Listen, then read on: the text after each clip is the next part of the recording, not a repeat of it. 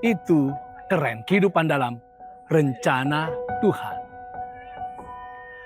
Bagian yang kedua, setengah daripada kitab Markus, yaitu mulai pasal 8 ayat 31 sampai akhir kitab Markus, itu menjawab pertanyaan lainnya, yaitu kemanakah Yesus pergi?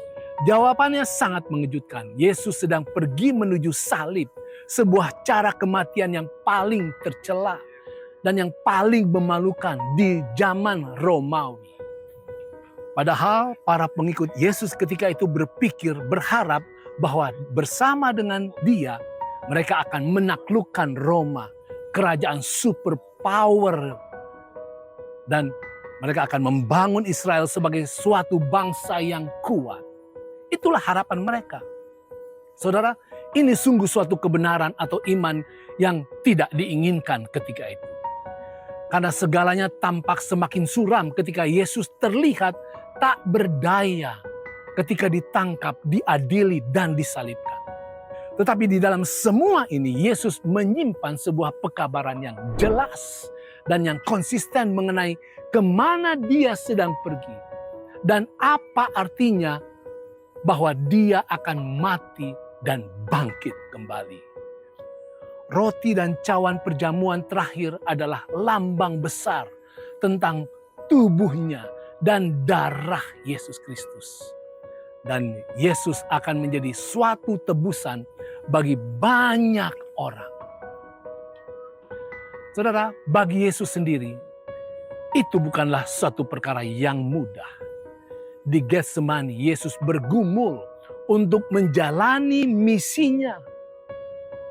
Dan disalib pun dia berseru dalam kegetiran, "Allahku, Allahku, mengapa engkau meninggalkan aku?" Saudaraku yang kasih dalam Tuhan, Injil Markus menunjukkan kepada kita bahwa kegelapan yang Kristus, yang Yesus alami adalah harga keselamatan kita. Dan salib bukanlah akhir.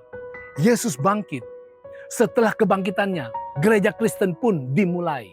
Misi penebaran kasih surga dan keselamatan di dalam Yesus bergulir. Saudara, tahukah Anda, dalam 1 menit di X atau Twitter, orang mengirimkan 277.000 tweet. Dalam 1 menit diperkirakan di YouTube, orang menonton video berdurasi 72 jam. Dalam 1 menit di Instagram, orang membuat lebih dari 216.000 postingan baru. Dalam 1 menit melalui email, orang banyak seluruh dunia mengirimkan lebih dari 204 juta email. Tetapi dari semua data, informasi, berita yang muncul setiap detik, itu hanya akan berharga dan berarti apabila dilandaskan oleh pemikiran Markus tentang Yesus yang adalah juru selamat dan kasih karunia Allah pencipta. Kehidupan tanpa Yesus akan menjadi seperti kota Efesus. Kota yang dulunya megah, dibanggakan. Kota yang besar, keempat terbesar di zaman Roma yang begitu luas. Tetapi sekarang tinggal puing-puing, reruntuhan. Hidup tanpa informasi dan penerimaan tentang keselamatan dalam Yesus adalah sia-sia. Hiduplah berdasarkan kebenaran firman Tuhan yang ditampilkan dan dibagikan oleh Yesus Kristus, Juru Selamat kita.